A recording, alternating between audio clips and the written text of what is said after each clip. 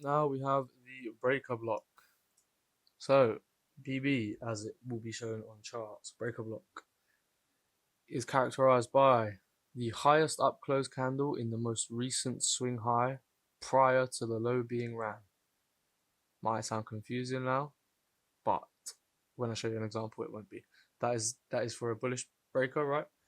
Bearish breaker, the lowest down close candle in the most recent swing low prior to the high being ran. So a bullish one the market structure will go like this. It will go low, high, lower low, higher high. And the opposite is true for a bearish breaker. You have high, low, higher high, and then lower low. So you see how it's sort of the same as a mitigation block, and instead of a failed swing high, it is a higher high. And instead of a failed swing low, it is a lower low. That is the difference, right? Same key point here, right? Just they are only found at market structure shifts. So this is an example. So you have your low, you have your high, and with a mitigation block, you would have had your low would have stopped here. With this low, sweeps the last low, and then breaks higher. The highest up close candle on this move will be your breaker block. Now, if there are two candles in the same impulse, it will be those two candles, right? You get a retracement just like you will to the mitigation block, and price will seek liquidity, right? For the bearish example, we have high, low, higher high, lower low, creating that market structure shift. Retracement to breaker block. Now, obviously, it can come within any portion of the breaker block and then continue to liquidity. When I was learning this, as I was looking for them, I drilled this in my head. I would just constantly say high, low, high, high, low, low, high, low, high, high, lower, low, right? And you sort of, the more you practice, the easier it will be to spot. Because when I remember when I was first doing this, I got quite stuck on breaker blocks and mitigation blocks. The more you do it and the more you send me, the better you'll get at spotting them, right? And this is you have to be able to spot arrays. Real world example, right? So we have low, high. What is resting underneath this low? There are sell stops underneath this low. Lower low, you see how price closed above this high, creating a market structure shift. Yeah. Now, essentially, all of this is a mitigation block, but this candle, this candle, this candle, because it's all the same move. If you were to go up a time frame, it would be all the same move, right? Price stalls out a bit, right, and then comes back to the breaker block, and then you see the expansive move that happens after price rebalances inefficiencies. It is the move we want to get on side with, right? So when looking for that, make sure you look for the market structure shift. You're seeing this down movement, right? And then we're seeing up movement. Somewhere there has to be a mitigation block or a breaker block. Here there was a breaker block because there was a lower low instead of a failed swing low. Here we have high, low, high, high, lower low. Market structure shift, right?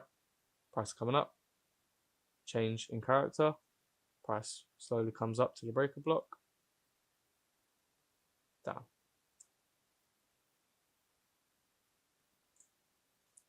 So let's break a breaker block down. That was hard to say. It is a run on either sell side or buy side liquidity, and then an explosive move into the opposite direction. The lows created after running sell side liquidity and then creating a market structure shift is considered a strong low. So these lows that create breaker blocks, they are considered very strong lows in the market. And you don't expect price to trade back to them. The low should not get run, and it is a safe place to put your stop loss. So if we were to go back, so this is what I'm talking about, the high, this being taken, and then the market structure shift. This high here is a strong high. You do not expect it to run. okay, because price has already seek this liquidity. So this is a safe place for your stop loss. Same thing for if we go back here, price took out liquidity and market structure shift. This low is very safe to put your stop loss. Now, am I saying that 100% of the time it is not going to get stopped? No, you will get stopped because you will be wrong in your bias. But this is the best place to put your stop. So you put it at the low of the breaker block. So obviously the high is created after buy side liquidity and then creating a market structure shift is considered a strong high, and we don't expect the high to be run through.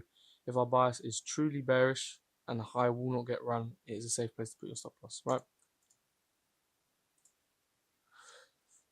So let's talk about smart money for a little bit.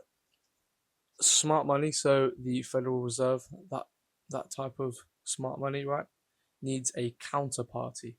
So if they want to buy, they need sellers.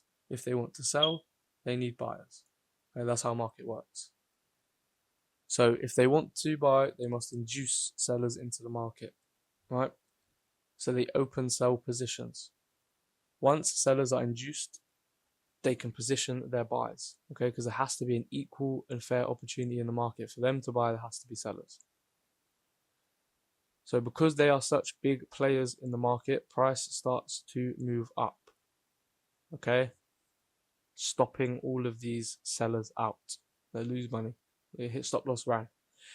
Then as price reaches a higher time frame POI, so point of interest, like equal highs, higher time frame liquidity, like previous day highs, previous day lows, stuff like that, previous week highs, previous month highs, they'll then start to sell off their positions. The positions they took are still running in the red, right? So the sells they originally took to induce sellers, they're still in the red. So they need to bring price back down. As price comes back down, they then close off their sells at break even, and they just repeat this over and over and over again. This is literally the same as rebalancing inefficiencies and going to seek high time frame liquidity. Okay, this is just another way of looking at it. Obviously, just a quick note for market structure shift.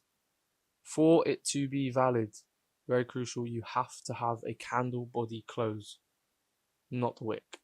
If you do not wait for the candle to close and it just wicks it, is likely that you're offside.